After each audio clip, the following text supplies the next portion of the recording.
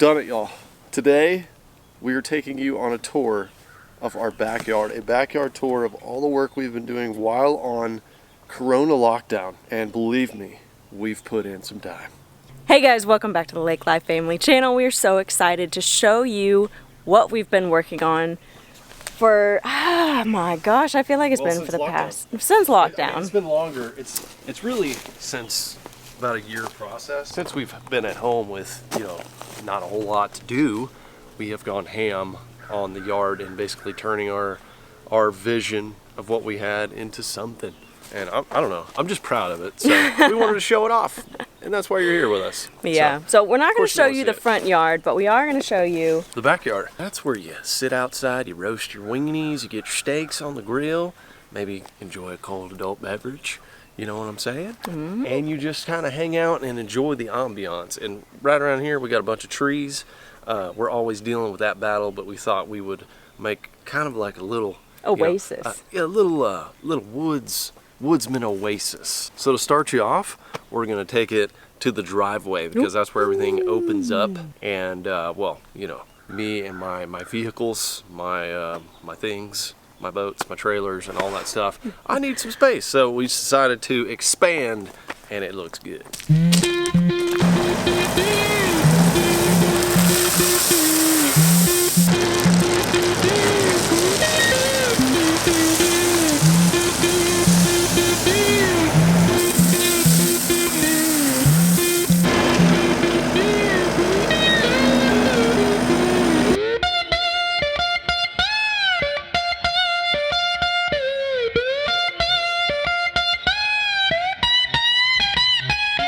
So we've always had drainage issues here at this house, and our house kind of sinks a little bit. So at the beginning of the year, we had work done to like regrade where the water was going, so we're not getting as much water going under the house and making it sink. During that process, our yard and the driveway got completely busted up by big machine equipment and all that. So I decided to come in here with a great neighbor of ours. He let us borrow his skid steer, and I recut another side driveway so that when we have trailers and the crispy collector and other danglers come over here, they could put their trailers and boats or whatever over here. I could put mine and everybody's happy. We have another driveway where Steph parks, and I park my truck over there sometimes, but when it's time to dangle, I like to just go in and out easy. You know what I'm saying? So we expanded the driveway and rocked it. So I came in here, I did this myself. I did this with a skid steer, leveled it out, and we cut a new driveway right over here. So we had to get a little fancy here, and because we have a slope, I had to make a small retaining wall. I know nothing about making retaining walls. I'm sure some of you, if we do have comments on this video, will let me know I did something wrong, and I would love to know that because it's a structural piece. It needs to be good. But anyways, I came in here with some railroad ties. They weigh about 150 pounds each. They literally take them off railroads. They're used railroad ties, and I stacked them up right here. We still need to bring in a little bit of dirt back here and then repack in rocks. This reminds me of a park. It reminds me of a state park area, and that's what I love about it. I think what we want to do is kind of put some signs up, like boat parking here, you know what I'm saying? Like the wooden signs with little yellow stuff, maybe some symbolage. Crispy collector here. Crispy collector, park it here. So that's the idea. It's wide enough where we can get two trailers or a trailer and a boat, and the railroad ties act as a backstop too. So there's a little corner here, and this is where we had to get kind of structurally creative. Those are wooden planks. We're working on other stuff with the chicken coop. But right here, this corner is really important because this is where a lot of like flow is going to be happening and erosion. So we made a little backstop area, and we filled it in with dirt and rocks. And then we're going to make a little bit of dirt layer in between that, and then we're going to grow some herbs like rosemary. What else, babe? Mint. And some little flowers. Little flowers, stuff like that. Things that are natural mosquito and bug repellers. Rosemary is actually a really good one. When you sit in the hammock, you don't want mosquitoes biting you, so it'd be good with that flowing around right here. Plus, it'll also prevent erosion. And then we also re-rocked right over here.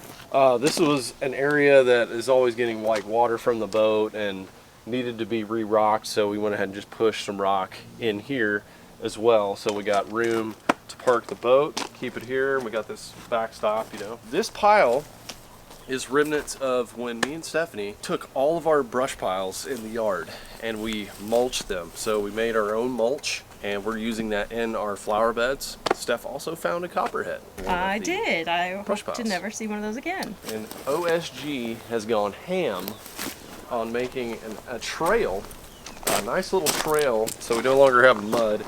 Our grass like never grows because we don't have sun here, so we wanted to make more gravel and beds and stuff rather than just have grass.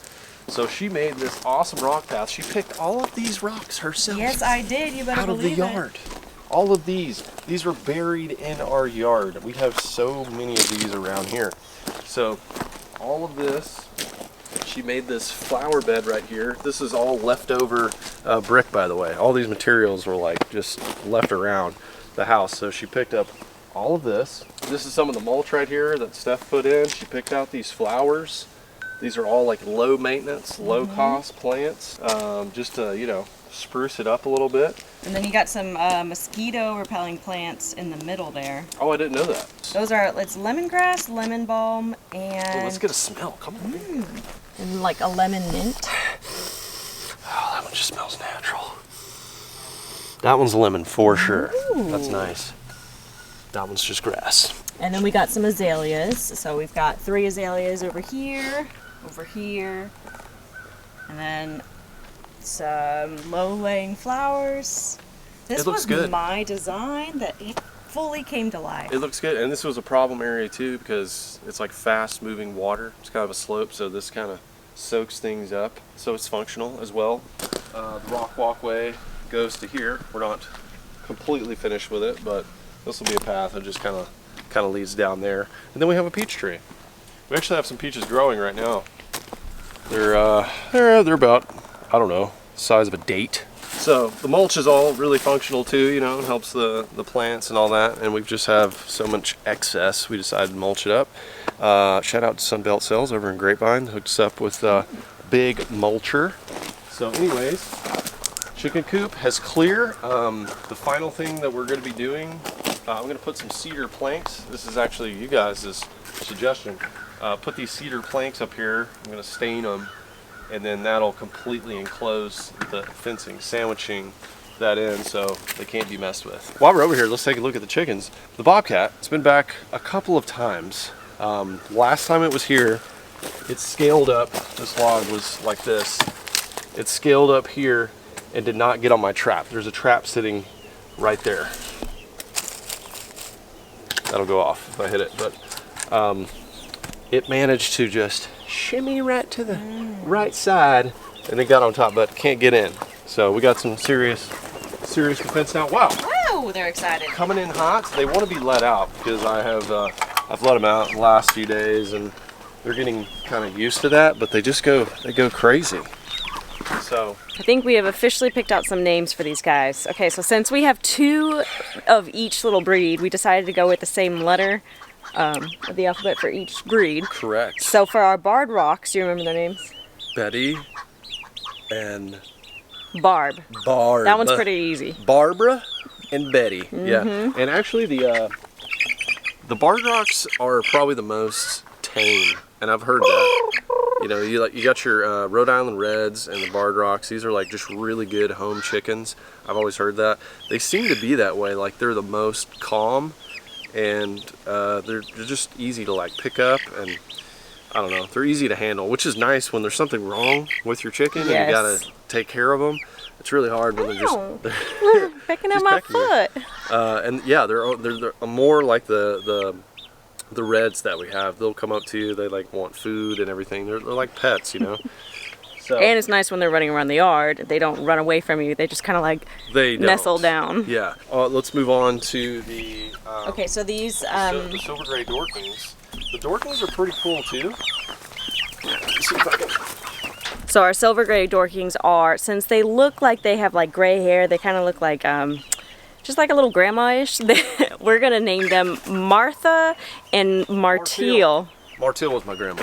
You know, So it just makes perfect sense. Southern They name. look to me like very elegant and poised, and they're kind of like the ones in the group that don't like to get their feet wet and they don't like to get them dirty. So they're kind of a little more prissy. So that's why it's Martha and Marteal. Let's see, we I have. couldn't tell you the difference between the two, though. I couldn't either. I could tell you. I mean, on the reds, I know for sure we got Penny and Peggy. Penny and Peggy. We decided on that. If y'all are wondering about integration process, we still have all of these pullets. They're sleeping under the coop. The hens sleep in the coop, and you know, I've heard they just get picked on until they're about the same size. So we're kind of letting them just live with the duck. That's the problem. I would already integrate them, but the duck, it thinks it's a chicken. It does. And it has to be around the other chickens or it just freaks out. So I'm waiting until they get a little older, a little more independent, and then I'll be able to like put them up on the roost and then have the duck sleep up under there or wherever it wants to sleep. You know, I might build it a little house or something. But let's take a look at old duck here, which we've decided to name Ebenezer. Ebenezer. Isn't I think it's a boy. Yeah. And it was Justin that came up with that name, but he didn't even realize that it was Ebenezer that is a duck in Mickey Mouse. He was like, "What are you talking about?" I was like, "Ebenezer Scrooge is a duck in Mickey Mouse." But anyway, so he picked out a perfect name, and I think we're gonna stick with that. So this is little Ebenezer. Ebenezer. Hi. Hey, Hi. We're trying to get a quack out of it. I think it's a boy because it's staying pretty.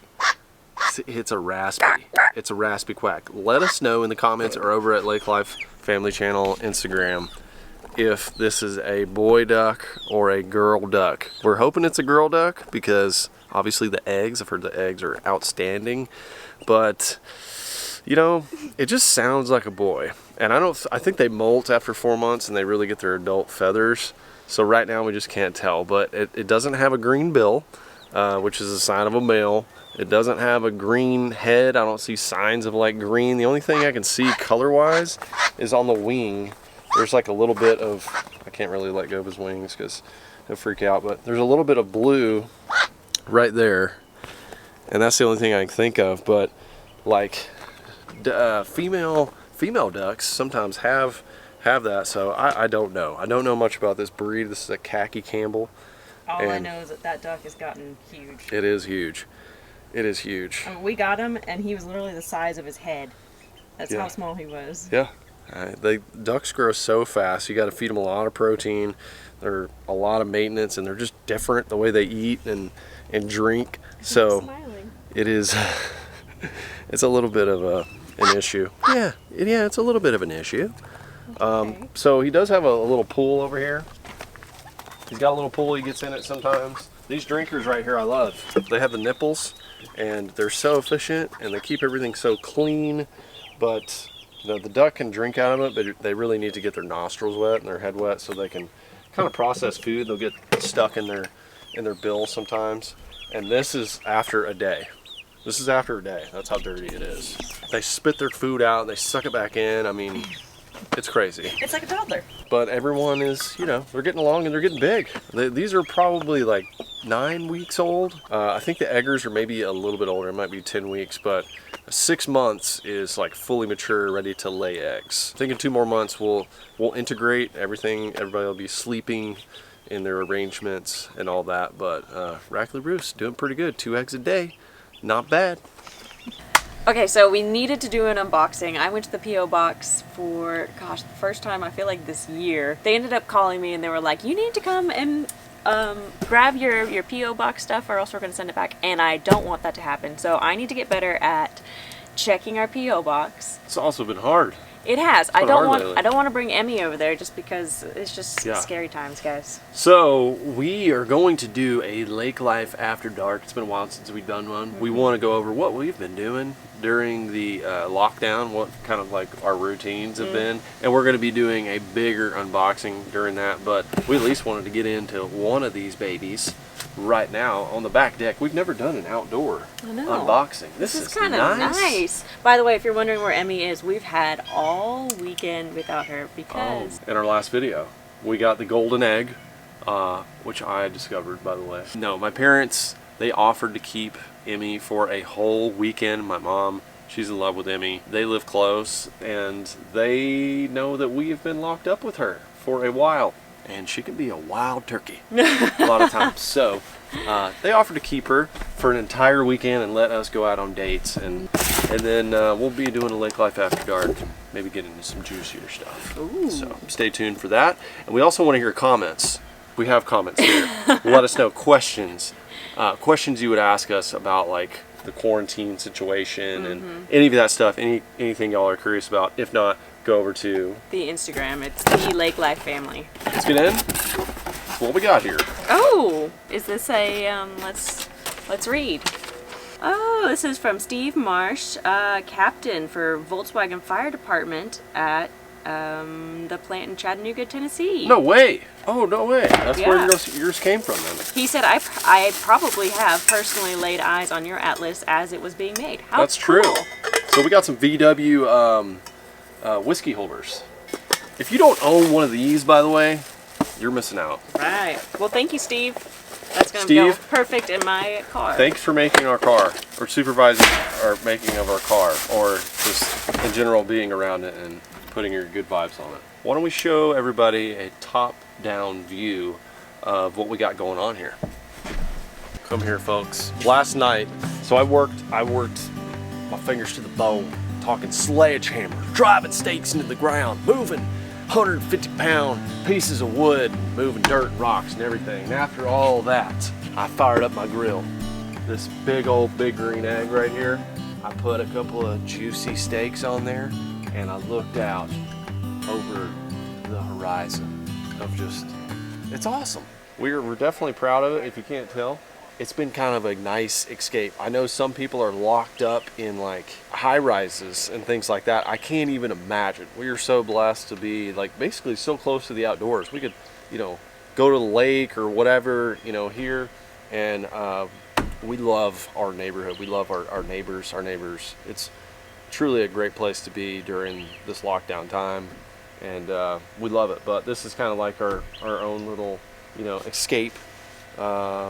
During this time, it was something to do too, keep us busy. I normally fish all the time, but there's been a lot of ramps closed from flooding and the corona thing, so Steph put me to work. Oh, well, let's just say it has definitely been a team effort here. And now we get to team enjoy. Yes. One other thing to add to the awesomeness we're looking forward to in the summer. We gotta save up because we've been spending a lot of money on rocks and stuff. But getting a golf cart, if there's anybody out there that does custom golf carts or anything, hit us up because everyone in our neighborhood, we're the only ones that don't have one. Yeah, I mean everyone rides around on the golf carts, and it's lake life, lake atmosphere. So we purposely moved rocks today over here. Come on and show them, babe. Okay, just imagine this. You come in from a great dangle. You got a live well full of crappies. All right, you come down here, get your electric fillet knife, you get your water hose, you clean them up, and you got your fish fryer down there, and then all of a sudden you're like, you know what? After all that hard work, I just want to take a cruise in my golf cart, and it's parked over there. It's parked, and all this parking is parked under that tree. You get in your golf cart. You get your Volkswagen mug, and you get some happy juice. Get it in there, and then you just drive up and down the driveway, or drive around the neighborhood, drive down to the lake, and then you say hi to your neighbors. Give the neighbor wave. Yeah. And they drive by, and it's awesome, man. It is just so great. We need to do it. Okie dokie, folks. Thanks for coming along on our tour today. We have a date to get to. And we are going to get to it. Long overdue. So hopefully wherever you are, wherever you're locked down, if you are, you're finding some sort of peace, some sort of something to do just to keep you sane. In our case, it was a lot of yard work. A lot of yard work. So thanks for tuning in. Make sure to stay tuned for the next Lake Life After Dark coming up soon, and we'll see you right back here at the Treehouse.